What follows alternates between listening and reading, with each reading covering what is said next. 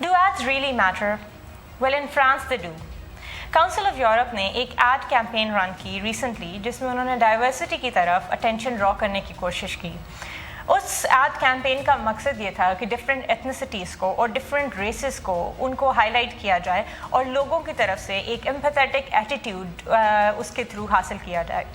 However उस सारी ad campaign में जो चीज़ स्टैंड आउट की वो मुस्लिम कम्युनिटी के ऊपर जो उन्होंने बात की थी, दैट स्टूड आउट। और स्पेसिफ़िकली उसमें मुस्लिम वुमेन के ऊपर अगर बात की जाए और हिजाब के ऊपर बात की जाए तो that was a highlight of the campaign.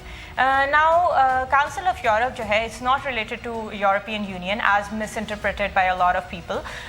It's a non government body और ये वर्ल्ड वॉर 2 में जो है फॉर्म हुई थी और इसका जो मेन एम है वो ये है कि ह्यूमन राइट्स प्रोटेक्शन के ऊपर बात की जाए और उसको प्रमोट किया जाए। हाउएवर यूरोप में रिसेंटली जब से इस्लामोफोबिया का कॉन्सेप्ट सामने आया है, हेट्रेड टूवर्ड्स मुस्लिम्स ने एक बहुत ज़्यादा उस चीज़ के अंदर एक राइज़ आया, तो तब से जो है हिजाब और वेल, बुर्का, निकाब इन चीज़ों की तरफ बहुत सारी नेगेटिव कॉनोटेशंस जो हैं वो एसोशिएट करना स्टार्ट हो गई हैं। And specially in France was the first country जिसने 2004 में वेल को बैन किया और जब से इमैनुअल मैक्रोन फ्रांस में आए हैं तो तब से तो इन सारी चीज़ों में एक कांस्टेंट इंक्रीज़ आ चुका है। काउंसिल ऑफ यूरोप ने अभी ये जो एड कैंपेन रिलीज़ की उसका मेन आइडिया उसका ये था और उन्होंने उस एक हैशटैग को यूज़ करके अपने उस आइडिया को प्रमोट करने की भी कोशिश की and that hashtag was let her choose, कि हर औरत को इस चीज़ का राइट होना चाहिए कि वो क्या पहन रही है और किस लिए पहन रही है। उसके ऊपर कोई मैंसप्लेनिंग नहीं होनी चाहिए, कोई स्टेट की तरफ से कोई डिक्टेशन नहीं होनी चाहिए। ये चीज़ भी because what you wear it is also an expression of yourself. तो यहाँ पे भी फ्रीडम ऑफ स्पीच की बात की जाए और यूरोप जो है वहाँ पे बिकॉज इन सारी वैल्यूज़ को बहुत ज़्यादा इंपॉर्टेंस दी जाती है, तो जब इन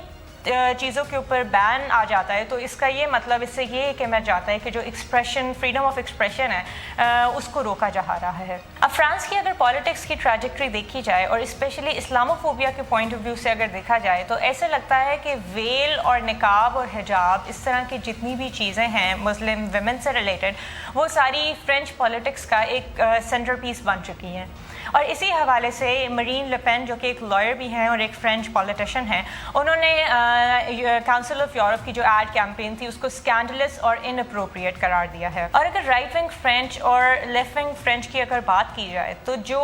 वाहिद कॉमन चीज़ है इन दोनों के बीच में वो हेट्रेड टुवर्ड्स मुस्लिम्स है। और इसी हवाले से फ्रांस की यूथ मिनिस्टर ने उन्होंने भी इस एड कैंपेन के ऊपर कमेंट्स दिए और उनका ये कहना था कि इस एड कैंपेन से ये कॉन्सेप्ट देने की कोशिश की गई है कि this ad campaign is basically encouraging Muslim women to don the hijab. और उसके बाद से काउंसिल ऑफ यूरोप ने they considered it the defeat और उन्होंने अपनी इस एड कैंपेन को they took it down. France में ban on hijab and well is not the only example जहाँ पे इस्लामोफोबिया के ऊपर बात की गई है।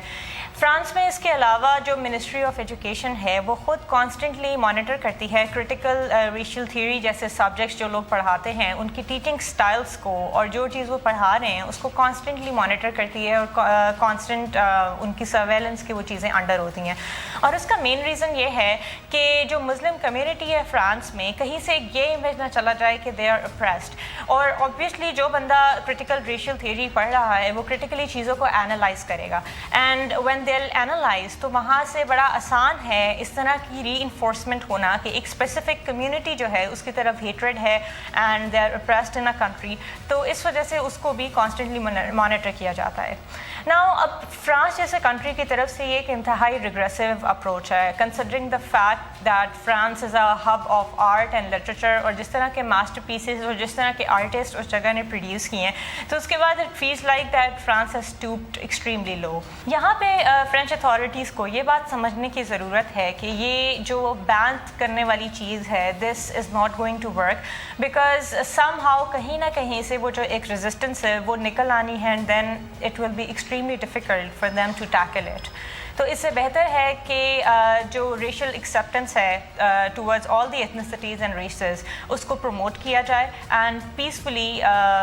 इन चीज़ों के ऊपर काम किया जाए एंड इस्लामोफोबिया जैसे जो कॉन्सेप्ट्स हैं उनको टाइमली टैकल किया जाए।